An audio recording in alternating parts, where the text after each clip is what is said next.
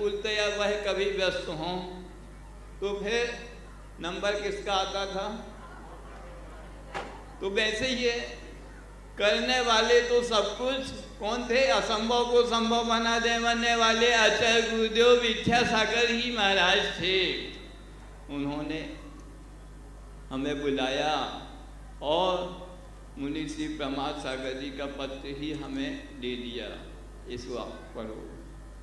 और उन्होंने कहा, मैं जो कि संधान सागर जी पहले रोहित भैया थे, रोहित को मुनि दीक्षा देने के लिए पूर्णतः तैयार हूँ और देना भी चाहता हूँ, पर उसमें जो भी परेशानियाँ हैं, जो भी दिक्कत है, जो भी समस्याएं हैं, उन्होंने हमें बताई, उसका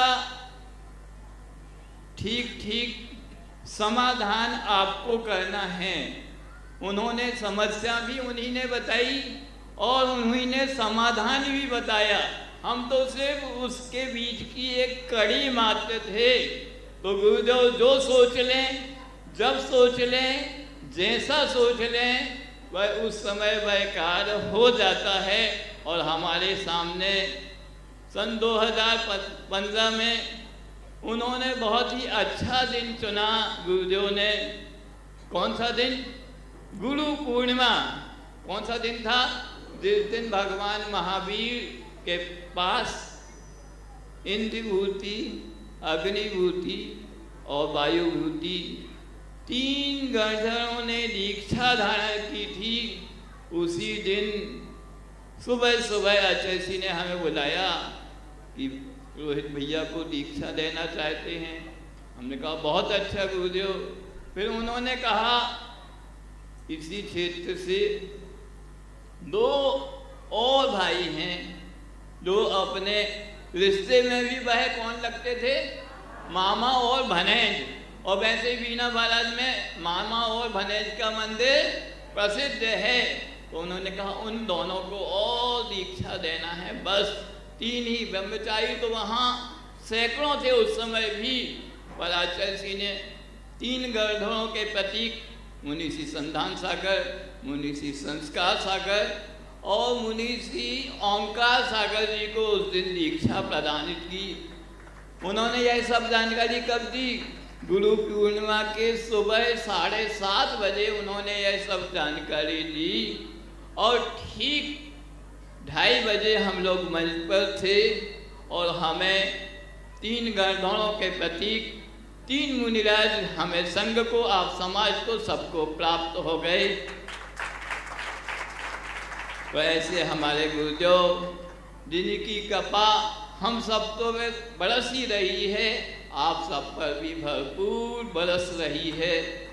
और एक चीज़ और है, मुनि श्री प्रमाद सागर जी को बहुत से लोग अलग अलग तरीके से अपने बात समाधान, समस्या रख रहे थे, जिज्ञासा रख रहे थे, शंका रख रहे थे, प्रश्न रख रहे थे। और मुनि श्री भी बहुत सटीक उनके उत्तर दे रहे थे। एक जन तो अपना, कई जो लोग तो छोटा सा प्रश्न रखते, एक तो निबंधात्मक ही उनका प्रश्न था बिल्कुल, क्योंकि वह हिंदी साहित्य से थे तो उनका प्रश्न भी निबंधात्मक था।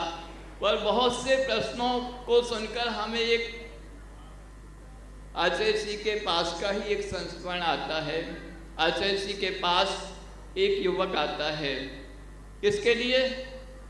कि वह आचार्य जी दुनिया से वह विरक्त हो गया, अब गुरु के चरणों में आता है। वह आपके चरण सानिध्य में ही रहना चाहता है, गुरु जी से उन्होंने निवेदन किया। उसी युवक की बता रहे हैं। वह बहुत पढ़ा लिखा युवक था और इंटेलिजेंट भी था और अपने आप को बहुत बुद्धिजीवी समझता था। वह युवक एक बार कहाँ गया? उत्तर प्रदेश की राजधानी है लखनऊ। लखनऊ में एक बहुत प्रसिद्ध स्थान है, जो भी वहाँ जाता तो भूल भुलैया देखने जरूर जाता। कहाँ जाता? भूल भुलैया देखने जरूर जाता है। तो वह युवक भी भूल भुलैया देखने जाता है। सोचता है मैं तो बहुत इंटेलिजेंस हूँ और मुझे कोई ज़रूरत नहीं है। और भूल भुलैया का एक नियम था, बगैर गाइड के कोई भूल भुलैया देख नहीं सकता। वह बगैर गाइड के भूल भुलैया में प्रवेश कर जाता है।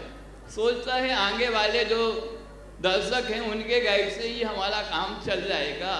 थोड़ी देर तो साथ चलता है और थोड़ी देर जब कोई चीज़ वह देखने में लीन हो जाता तो वह आगे के दर्शक और गाइड आगे बढ़ जाते हैं और वह युवक वहीं रह जाता है। वहीं रह जाता तो उस भूल भुलैया में भटकता रहता है, उसे रास्ता आगे का नहीं मिलता। जब बहुत देर हो जाती है तो वह सोचता है मैं अपने ज्ञान पर गर्व करता रहा कि मैं सब कुछ पा लूँगा। वैसे ही यहाँ बहुत से प्रश्न ऐसे ही थे कि वह सही गाइड तक नहीं पहुँचने के कारण अभी तक अपने रास्ते में, अपने मार्ग में, इस संसार में भटक रहे हैं। अब जब उसको रास्ता नहीं समझ में आया, मिसगाइड होता रहा, तो जैसे ही उसे कोई रास्ता दिखाने वाला आया वह उस रास्ते से बाहर आ गया और उसी ने उस युवक ने नियम ले लिया, अब हम जिंदगी में इस संसार में मिसगाइड नहीं होंगे। और वह सीधे आचार्य गुरुदेव के पास, जो कि इस दुनिया के सबसे अच्छे गाइड थे, उनकी चरणों में आ गया और कहता गुरुदेव हमने अब अपने जीवन का गाइड आपको बना लिया है, आपको ही हमें संभालना है।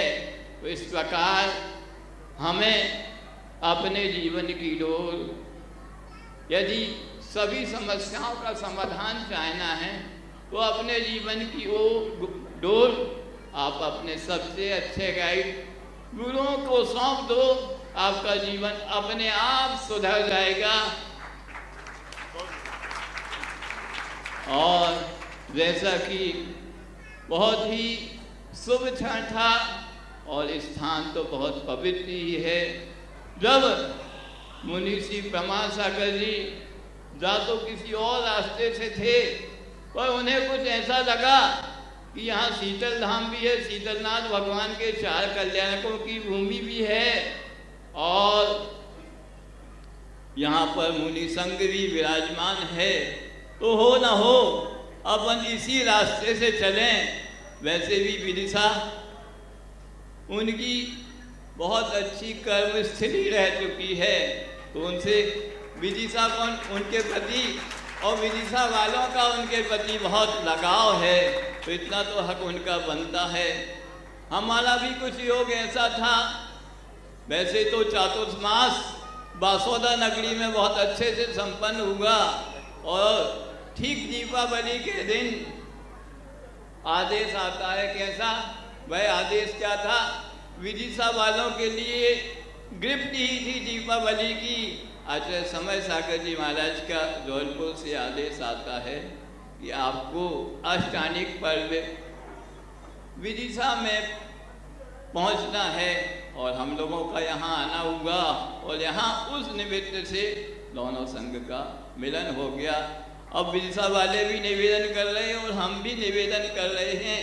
पंचकल्याण तो है ही, उसके बीच में जितना समय यहाँ वालों को मिल आए